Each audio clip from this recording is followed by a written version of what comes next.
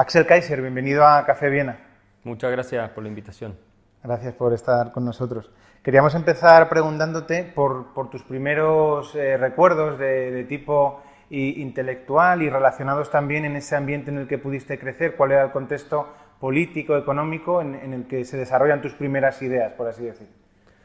Sí, yo crecí en el sur de Chile, en un campo muy lindo, con ribera del lago y paisajes sobre la cordillera, pero sin televisión prácticamente, sin electricidad, teníamos solo electricidad de noche, entonces las cosas que tú puedes hacer ahí, más que leer y vida de campo, no es mucho.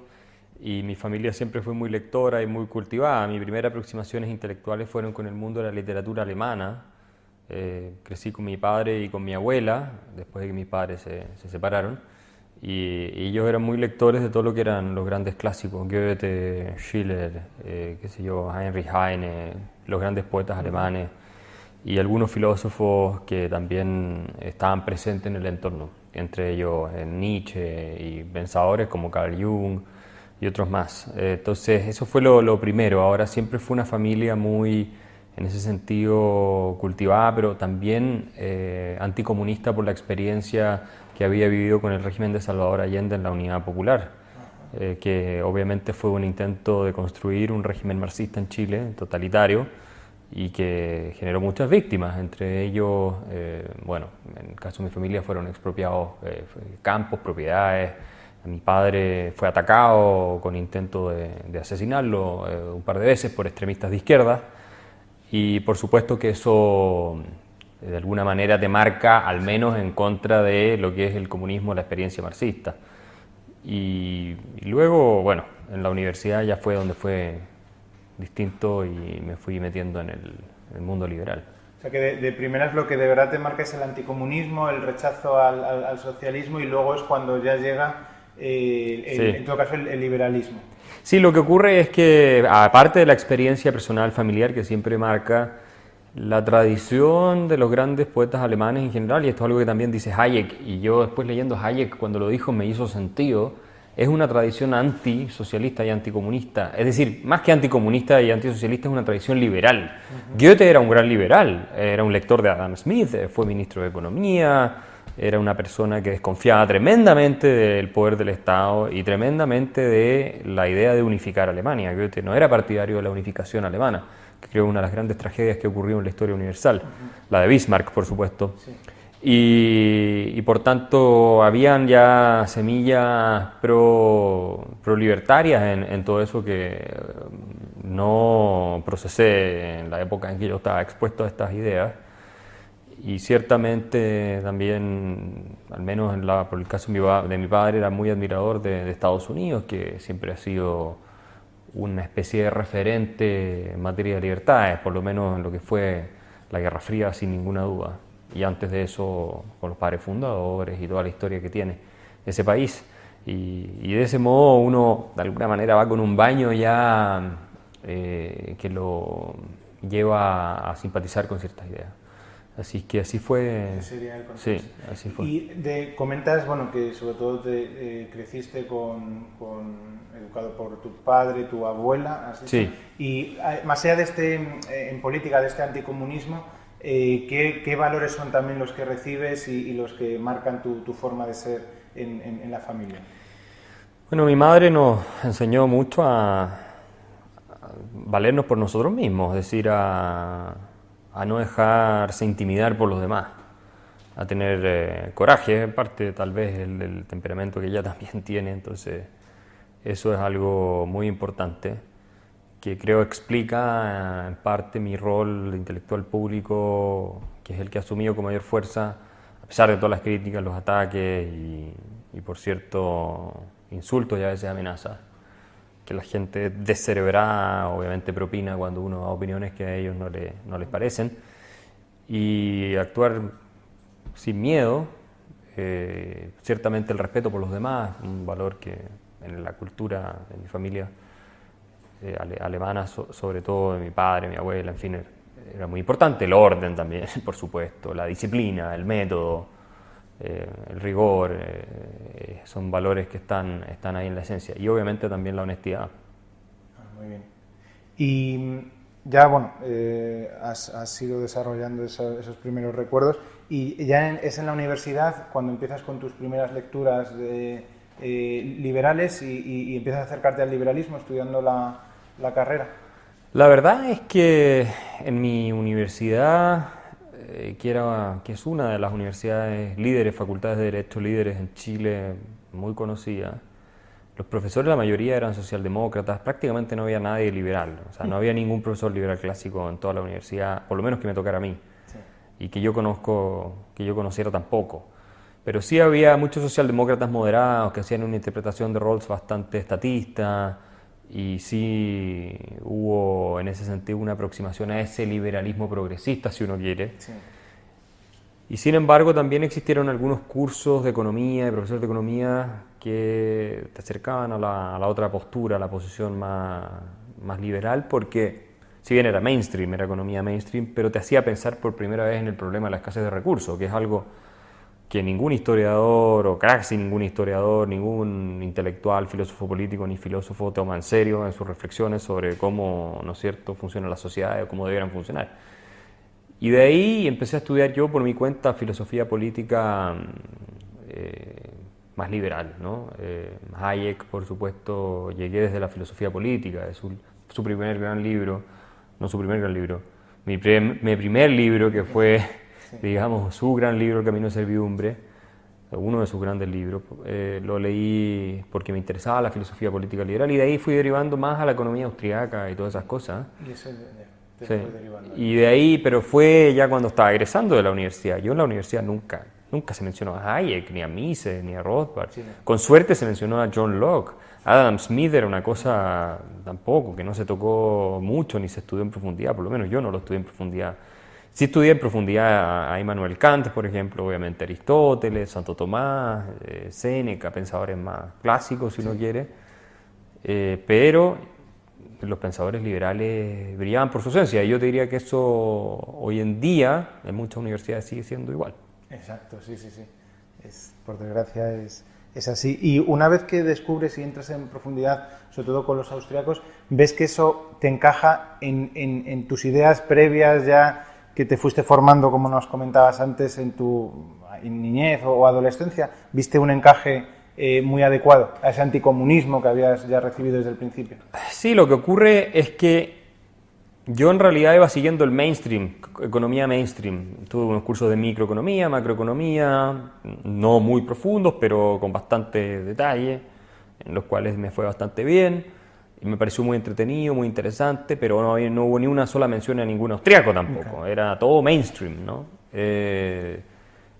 Y me hacía mucho sentido y la teoría de que el gasto público podía estimular la demanda agregada y con eso superar crisis o recesiones era algo que me hacía sentido.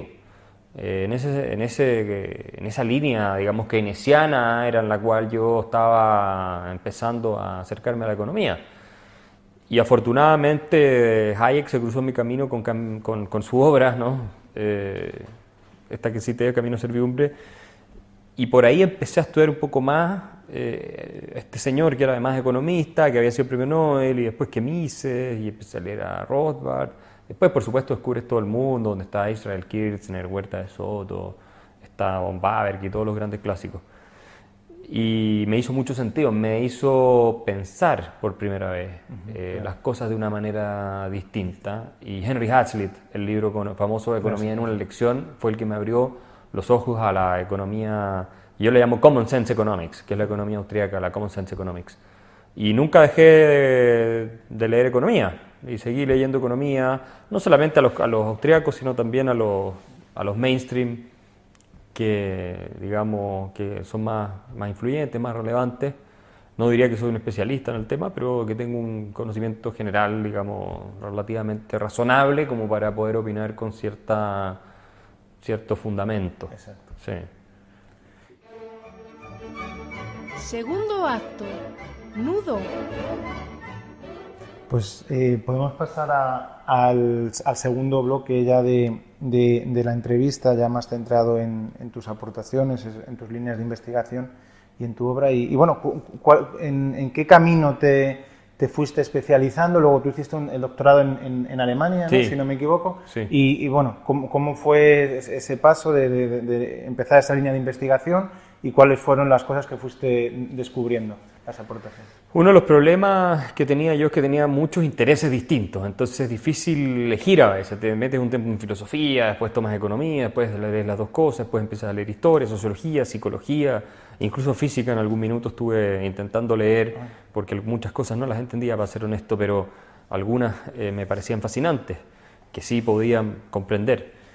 Y luego de egresar de la universidad trabajé un tiempo, un año como abogado. La verdad es que no me gustó, me cargó. Y lo mío siempre fue el tema de la intelectualidad, era la pasión que tenía de leer libros. Y por ahí escribí un libro, que era algo que a mí me parecía casi imposible cuando recién egresé de la universidad. Escribir un libro y encima tenerlo publicado y disponible en las librerías más importantes del país parecía un sueño. Sí. Y sin embargo me lancé a escribir como terapia personal. Yo escribo siempre por terapia, esa es la verdad. Y el libro resultó que fue bastante exitoso, llegó a todas las librerías después de que yo me junté con personas a las cuales se lo mostré, que les pareció interesante y que tenían influencia y lo pudieron publicar, tocando puertas como cualquier emprendedor intelectual que nadie conoce. Así partí. Y luego continué en esa línea. Bueno, ¿qué libro es? El Chile que viene se llamaba. Era un ensayo breve que anunciaba con bastante precisión, muy lamentablemente tengo que decir, el desastre que está ocurriendo hoy día en Chile. Y era un libro de 120, 130 páginas en el que yo ya citaba mucho a los Hayek, a Popper y a todos estos autores liberales, y analizaba las tendencias que estaban ocurriendo en el país en ese minuto, ese movimiento que el país tenía hacia el Estado benefactor y que todo el mundo estaba hablando de la igualdad todo el tiempo.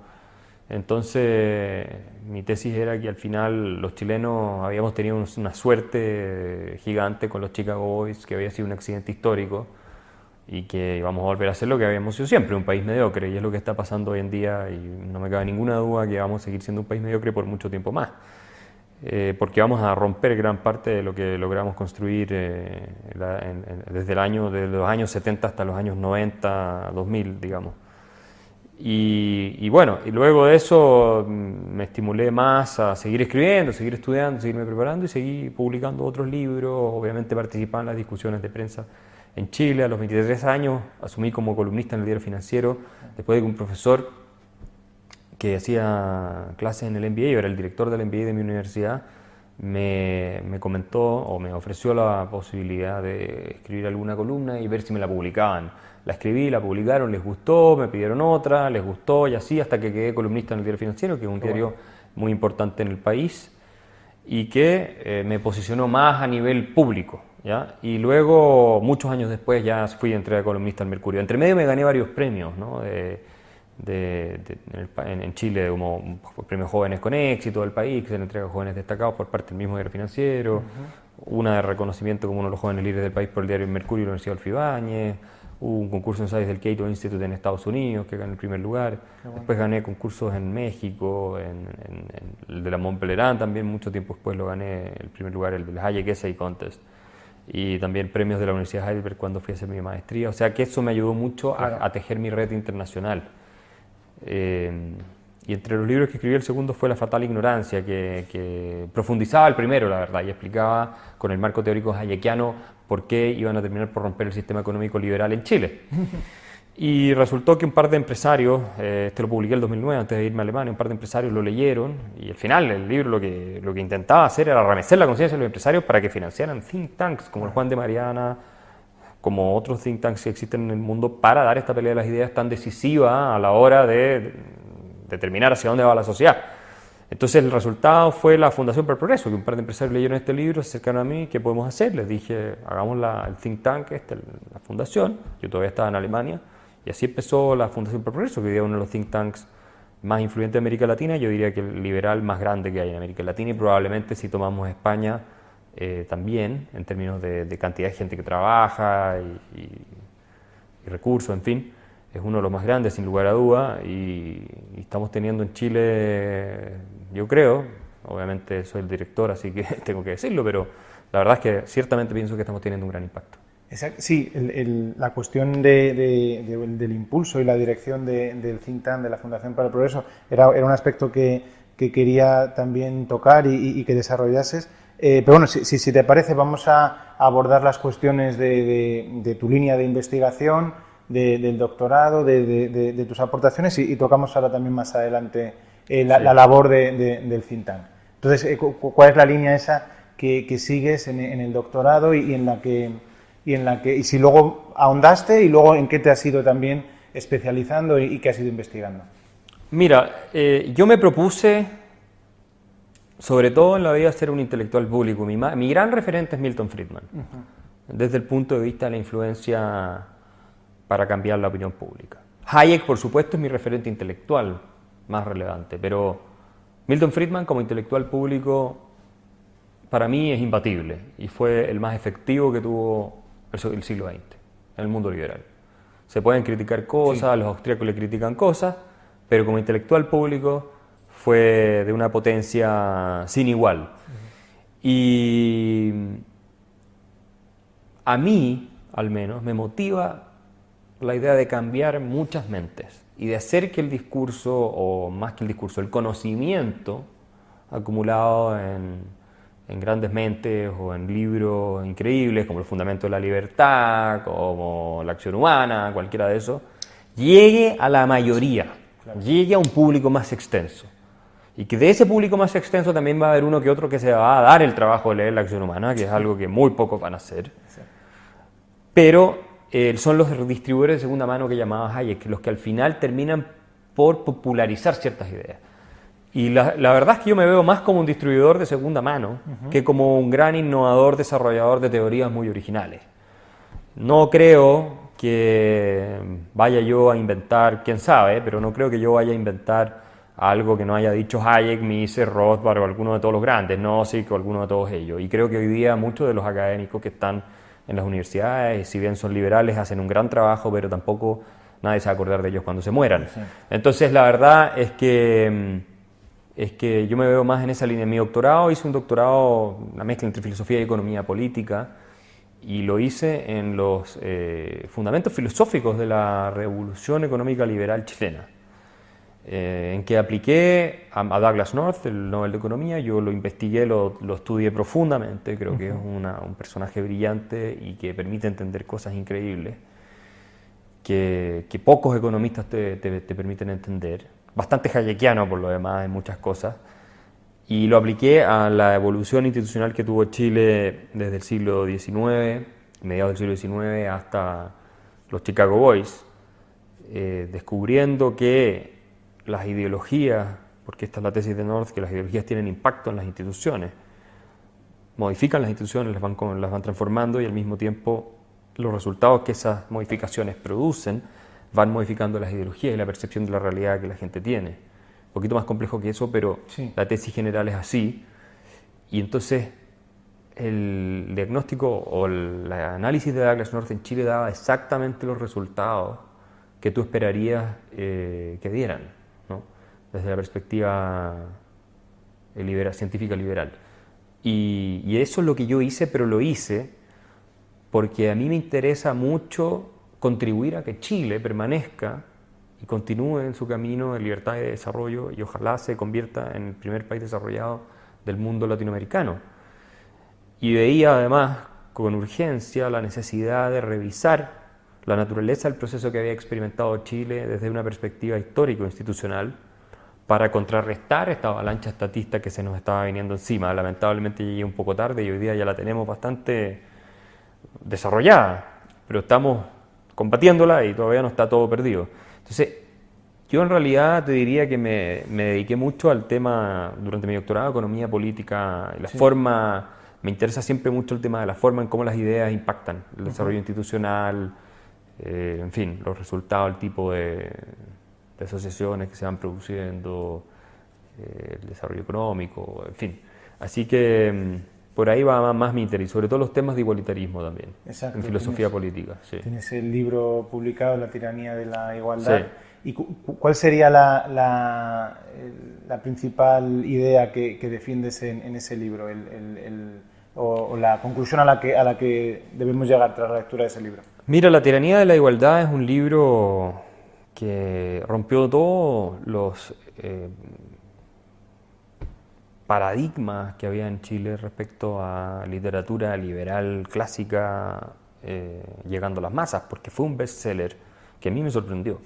Se vendió tanto que poca gente lo podía creer, digamos. Y fue una respuesta a un libro escrito por 5 intelectuales de izquierda chilenos, presentado por la presidenta Bachelet antes de que ella asumiera su segundo periodo, que se llamaba El Otro Modelo. Con el otro modelo ellos pretendían superar el régimen de lo neoliberal, como lo llaman. Sí. Y yo lo que hice fue una respuesta, así como Henry Hazlitt hizo con Keynes, básicamente el mismo método, yo lo apliqué al libro de ellos, siendo el libro de ellos algo mucho más fácil que el libro de Keynes, por supuesto, que la teoría general de Keynes, que es un libro además muy mal escrito. Pero eso es lo que hice, y lo hice con el fin de 2 cosas. 1, despertar a la ciudadanía en Chile, sobre todo a la gente con opinión y que influye, de lo que realmente buscaba el gobierno de Bachelet. Y que en realidad el gobierno de Bachelet era un régimen populista, iba en la línea de un régimen populista clásico latinoamericano. Hoy día hay una editorial del Mercurio que dice exactamente eso. Ajá. Que ella le abrió las puertas al populismo en Chile. Hoy, sí. Sábado 27 de mayo, a más de un año después que yo publiqué el libro El engaño populista, del cual podemos hablar después, bueno, hay un libro que dice eso. Y los intelectuales, algunos de los intelectuales que estaban detrás del libro de ella, todos son doctorados afuera, en Europa, Estados Unidos, o estudiados afuera, son genuinamente totalitarios, algunos, no todos, pero algunos. Y buscaban la construcción de un socialismo al estilo de los 60, digamos. Y por la otra razón por la que lo hice era para presentar una alternativa. Miren, el liberalismo se trata de esto. Estos son los principios normativos, la ética, la teoría de la justicia liberal, confrontada con la que proponen ellos. Y aproveché de destruir una serie de mitos, falacias y falsedades que propagaban estos autores en ese libro y que son súper comunes, que tú las oyes en España, en toda América Latina, incluso en otros países, respecto a lo que supuestamente es este maligno neoliberalismo, que es un concepto además súper inventado, y más que inventado, trastocado, y sirvió y fue de una efectividad tremenda. Y sobre todo, te diría, entre cúpulas que nunca habían leído y gente joven, que jamás había visto algo así, estudiante universitario. Vendimos más de 10.000 ejemplares en Chile de ese libro, se sigue vendiendo, que el mercado chileno es muy pequeño, entonces tienes que imaginarte que en España podría haber sido 100.000 o más ejemplares. Sí. O sea, un éxito rotundo. Y fue un ensayo crítico, digamos. Ese fue mi cuarto libro, porque el tercer libro fue un libro que escribí sobre la crisis financiera. Ajá. Una de las cosas que me motivó a escribirlo fue que veía en tantos lados esta falacia de que el capitalismo había creado la crisis financiera, que dije, bueno, tengo que escribir un libro, 1, para sacarme la rabia que tengo dentro, y 2, para explicarle a la gente que esto no es así.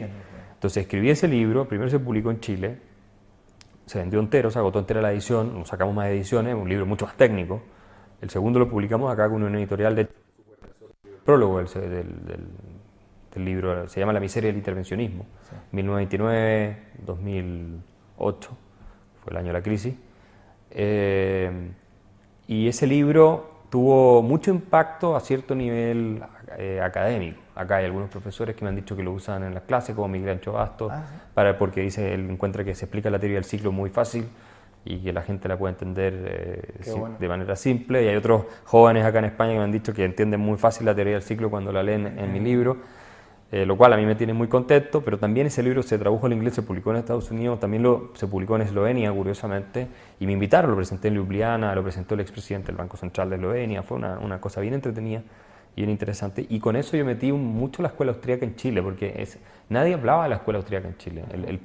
Yo te diría, por lo menos no conozco que antes de que yo empezara a hablar de la escuela austríaca alguien hablara de la escuela austríaca, al menos en los medios de comunicación, y en libros invocando la escuela austríaca, y en columnas de opinión que yo también he hablado mucho. Hoy día ya muchos leen a Rothbard, leen a Hayek, leen a Mises, o sea, qué sé yo, está más, entre los jóvenes está más popularizado, y en la fundación hasta hacemos cursos de economía austríaca.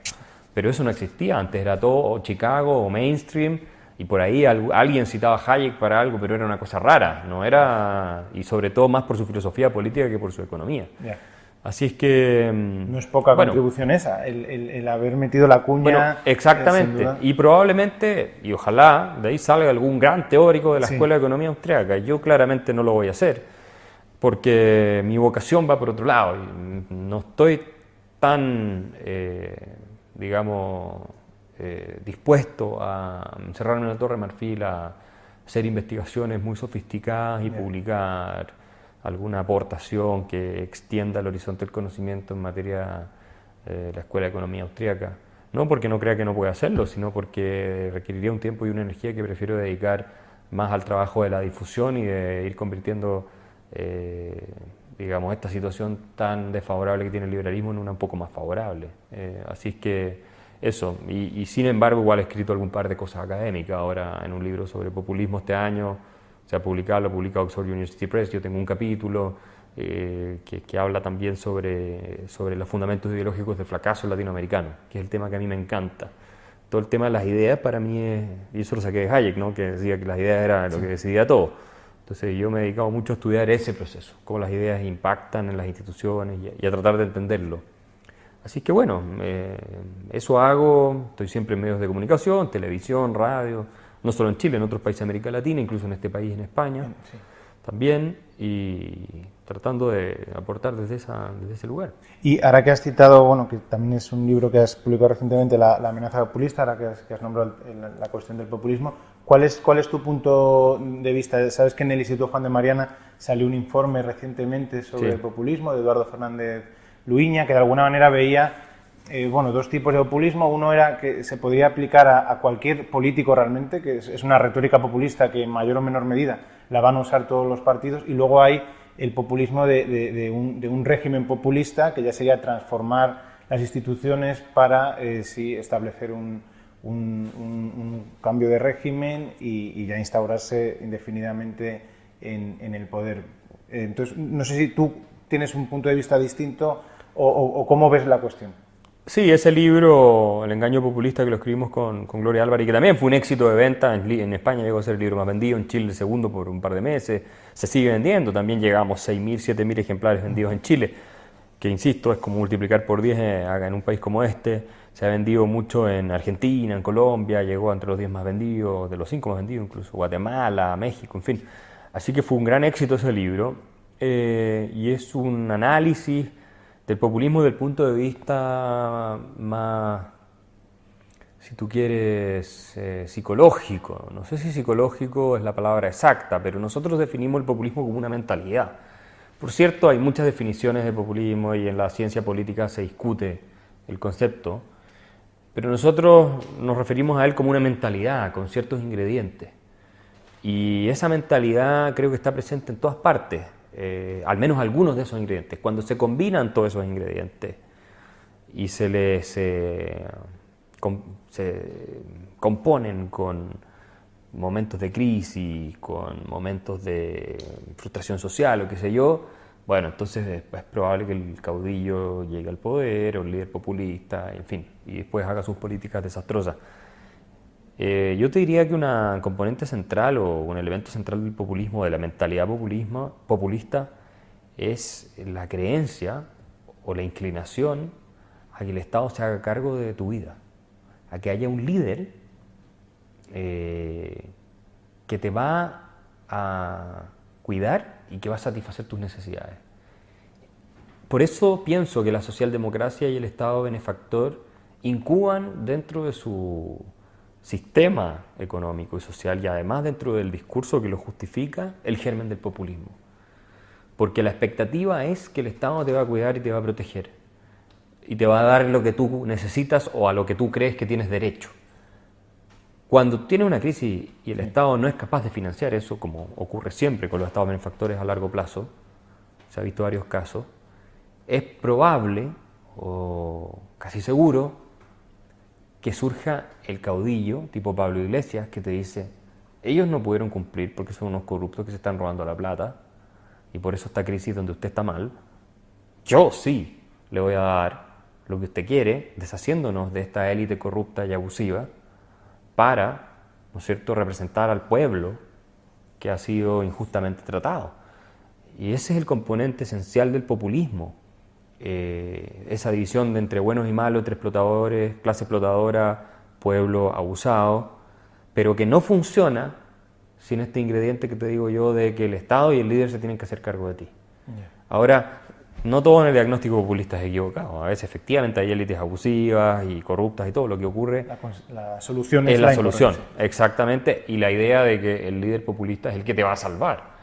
Y te va a salvar no confiando en tu propio esfuerzo, en tu propia iniciativa, sino que te va a salvar dándote las cosas, que es lo que prometen los populistas en todas partes. Es muy difícil, aunque existió algo así como el populismo libertario en Estados Unidos y todo, es una cosa bien rara, bien discutible, pero es muy difícil, o yo no conozco al menos casos de un populista que prometa que va a recortar el gasto social, que va a bajar los impuestos, que va a ordenar la caja fiscal y que va a confiar en que la gente salga adelante por sus propios medios y no le va a regalar nada. Eso no es populismo. Eso. Entonces, la idea de que el Estado te tiene que dar, a mi juicio, es el elemento que catapulta al populismo, sobre todo cuando tienes problemas sociales o crisis o deslegitimación de las élites. Ese es un elemento esencial. Y bueno, para cerrar este bloque, pues cuéntanos un poco cuál tu experiencia y si estás satisfecho con todos estos años en la dirección del think tank, como también tu labor también para captar fondos del empresariado. ¿Son proclives a dar esa bateada de las ideas? ¿Cómo ves esa cuestión por tu experiencia? Mira, cuando yo me pongo en la situación de 10 años atrás y miro lo que he logrado, y he logrado obviamente con un equipo, la verdad es que estoy bastante satisfecho porque no era previsible, ni fácil, ni probable todo lo que ha pasado. Llegar a tener un bestseller en España, llegar a tener un think tank financiado por empresarios que leyeron un libro y se convencieron de que tenían que financiar un think tank. A pesar que yo escribí el libro para eso, yo no lo escribí para otra cosa. Pero ocurrió al final. Entonces es algo bien improbable, es algo bien increíble cuando uno lo mira así. Yo a veces pierdo la perspectiva y la gente que me rodea, a mí, qué sé yo, hermanos, parientes, en fin, me dicen, oye, ojo, mira que esto no es fácil hasta lo que tú has logrado. Por supuesto me habría encantado ser Hayek, te fijas, pero no soy Hayek. Y entonces soy bueno para esto y efectivamente me ha ido bien levantando fondos con empresarios. He tenido suerte porque han sido empresarios muy generosos los que se han sumado a esta causa y sin el apoyo de unos pocos, que eran muy pocos. Partimos 2 empresarios básicamente apoyando esta iniciativa originalmente, ahora se han sumado otros, pero sin el apoyo de ellos no habríamos estado en ninguna parte. Y sobre todo hay unos muy comprometidos y muy apasionados por el tema de la libertad. Y que no es fácil eso, ¿no? Que no es fácil y que es una de esas suertes que te encuentras y te cruzan el camino en la vida con gente que de alguna manera está en tu misma sintonía. Sí. Y está dispuesto a ser tu socio en un proyecto como es el de la defensa de la libertad a través de un think tank ultra bien organizado, muy bien financiado, con un equipo de primer nivel de profesionales a los cuales se les paga como el sueldo de mercado, tiempo completo, la mayoría de ellos. Estamos abriendo oficinas en otras ciudades del país. Qué bueno. Hay más empresarios que se están sumando a la iniciativa porque, claro, están viendo también que tenemos impacto y están viendo que del otro lado el trabajo se está haciendo. Sí. Y estamos teniendo impacto y la amenaza está ahí, crece y es necesario este tipo de trabajo, de iniciativa. Y en lo personal yo sigo siendo o mantengo o he ido incluso incrementando, creo, ese rol un poco de referente de lucha de las ideas liberales en mi país, que es algo que se me reconoce tanto por la izquierda como por la derecha, sin ninguna duda, a pesar de que obviamente muchos no comparten lo que yo planteo. Pero ha sido una linda experiencia. Y, ¿cuál es tu experiencia? Porque uno tiende a ver esta cuestión de los empresarios que al final optan muchas veces por el camino más corto de ver que su salida más eficaz puede ser cabildear con el poder político y no dar esta batalla de largo plazo de las ideas que les permitan luego un camino más allanado para poder prosperar, que se respete su propiedad privada, etcétera.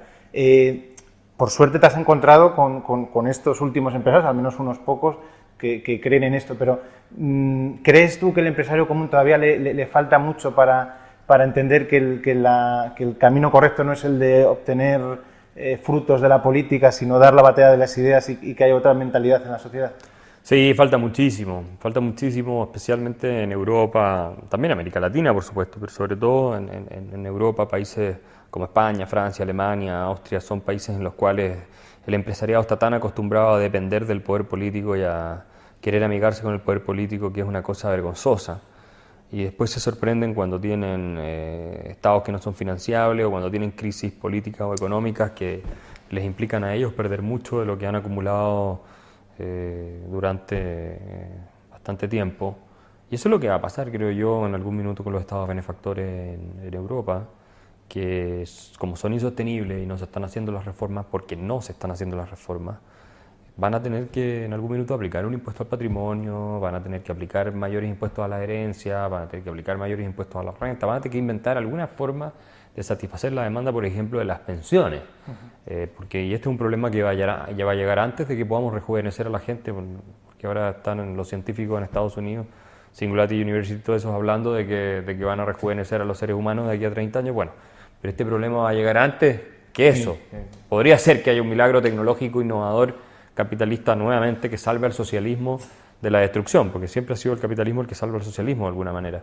Pero los empresarios son cortoplacistas, en general es gente inculta, como decía Guy Sorman, no son gente muy leída ni muy ilustrada, son muy ignorantes, son cortoplacistas, lo decía Adam Smith también, son buenos para conspirar en su propio beneficio y no entienden que el negocio no está en el corto plazo en esto, sino en el largo plazo.